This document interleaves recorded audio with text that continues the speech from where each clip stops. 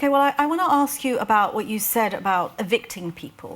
How's that actually going to work? For example, they get evicted and sent somewhere else. But would you evict the whole family? Yes, of course. So even if it's just one member of that family, what if there's a vulnerable in that family? No, it's the tenant that gets evicted. The tenant is responsible. Where would they go, though? Where would you put them? Potentially to another home. Another estate? Else. So you're moving the problem from one place to another? Potentially not in another estate. You're moving them to an area where they won't be causing so much of a disturbance, or if they fail to work with us, we'll just completely evict them and we will not give them another home. Having a home which is funded by the taxpayer... Not give them another home?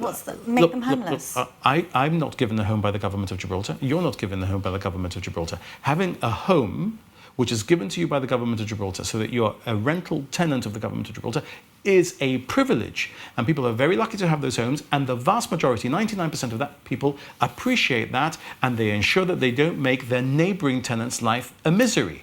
Now, if you're going to make your neighbouring tenant's life a misery, if you're not going to react when you're told that this is a problem, if you're not going to work with your housing association, with the housing department, and with the police, or with the government more widely, to ensure that you don't cause a problem, then you will be evicted. Even made homeless?